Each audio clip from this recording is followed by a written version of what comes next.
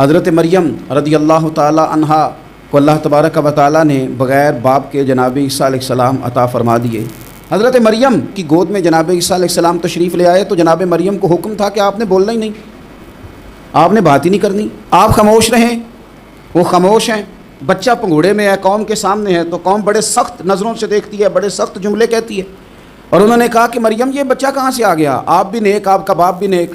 تو جناب مریم نے کیا کہا؟ قرآن مجید سورہ مریم کی آیت نمبر 29 دیکھیے، فَأَشَارَتْ إِلَيْهِ، تو جناب مریم نے نا پنگوڑے کی طرف اشارہ کیا، جناب عیسیٰ کی طرف اشارہ کیا، توجہ ادھر کی، فَأَشَارَتْ إِلَيْهِ، بچے کی طرف اشارہ کیا، گویا اس سے پوچھ لے۔ تو قوم کیا کہتی ہے؟ انہوں نے کہا قَالُوا كَيْفَ نُكَلِّمُ مَنْ كَانَ فِي الْمَهْدِ صَبِيًّا، یہ کیسے بات کرے گا، یہ تو پنگوڑے میں بچہ ہے۔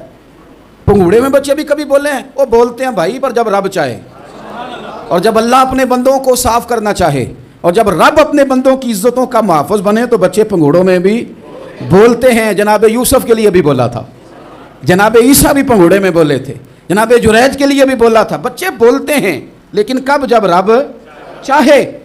کیسے بولے گا، یہ تو پنگوڑے میں ہے۔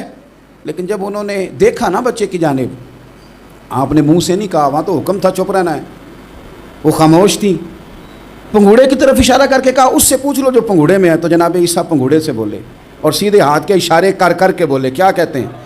فرمانے لگے قال انی عبد اللہ۔ عیسائیوں نے کل کلاں کو کہنا تھا نا وہ اللہ کے بیٹے ہیں، انہوں نے بات یہاں سے شروع کی، کہنے لگے لوگوں سنو میں اللہ کا بندہ ہوں۔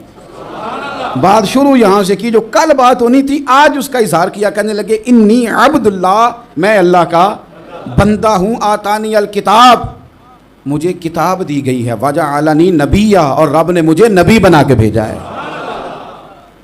10 منٹ پہلے جناب مریم کے بارے میں رائے لوگوں کی اور تھی، اور 10 منٹ کے بعد اور تھی۔ 5 منٹ پہلے باتیں اور تھیں، اور 5 منٹ کے بعد باتیں اور تھیں۔ جب رب بندوبست کر دے، جب اللہ اہتمام کر دے، میرے بھائی ضروری تو نہیں کہ ہم پریشان ہی رہیں کہ یار یہ کام میں نے کیا نہیں، میرے کھاتے ڈال دیا گیا، یار اس جرم کا میں مجرم ہی نہیں اور میرے منہ پہ سیاہی ملنے کی کوشش کی جا رہی، یہ میرا کھاتا ہی نہیں اور لوگ مجھے تکلیف دے رہے ہیں۔ ضروری نہیں کہ آپ ہی وضاحت کریں، میرا رب بھی بندوبست فرما دیا کرتا ہے۔